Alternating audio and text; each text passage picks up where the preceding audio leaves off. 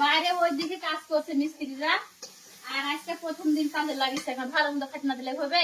এই যে ডিমের ভুনা ছড়া দিয়েছি, ডিমের ভুনা করব, কলিজা দিয়ে এই তো ডাল রান্না করব, আলু ভাজি করছি, আর মুরগির মাংস।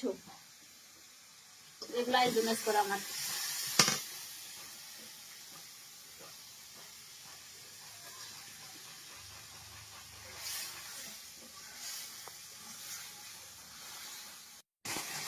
এই যে আমার ডিমের ভুনা করা হয়ে গেছে, আর এদিক করে ডাল রান্না করবো।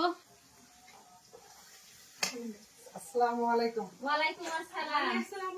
ওয়ালাইকুম আসসালাম। আলহামদুলিল্লাহ ভালো আছি।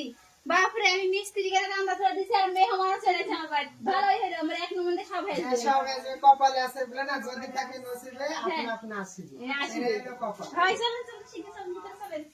তো চলো। এ ভাই, ও, ভাবি এগুলা কি জানিছেন? বস্তা কি আর ব্যাগে কি আমার বলেন তো? মনে চাইছে আমার ভালোবাসার মানুষের কাছে যেটা ইচ্ছা সেটা নেছি। বড় বোন আমি যেটা পারেছি সেটা নেছি। হায় রে আল্লাহ, এত কিছু কি কেন আনা লাগে? এত কিছু না, আমাদের সাধ্যের মধ্যে যা পারেছি। যা হয়েছে। আর বড় বোনের কাছে আসবো খালি হাতে আসা যাবে বলুন? এই ব্যাগে নাহলে কাপড় নিয়ে আনিছে, আর এই ব্যাগ কি আনিছেন ভাই? তো দেখেন কি এনেছি, খুলে দেখা লাগবে। ওরে মা, এগুলো ধানের আটা জি। হ্যাঁ, চাউলের আটা। মুক্ত চাউলের আটা। আমি ভিডিওতে দেখেছি আপনি যে ধান ধান করেন না, কিনে খান। আমার বাড়ির আছে তো আমি সেটু লিয়ে যাই।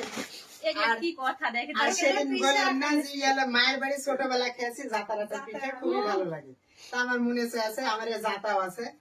তা আমরা কষ্ট হয়তো বা করে নিও তো একটু খালি পিঠা চেয়েছা তারপর কেন আনেছি ভালোবাসে। কত কষ্ট করে এগুলা জিনিসগুলো লিয়ে এনেছে, ভালোবেসে দেখতেন।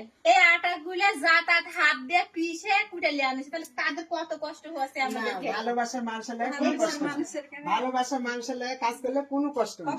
তাই? হ্যাঁ, তাহলে আমিও খুশি হয়েছি ভাই, অনেক খুশি হয়েছি। তো খুশি হওয়ার লাগে আনেছি বড় বোনের কাছে। আচ্ছা চলেন ভিতরে চলেন ভাই।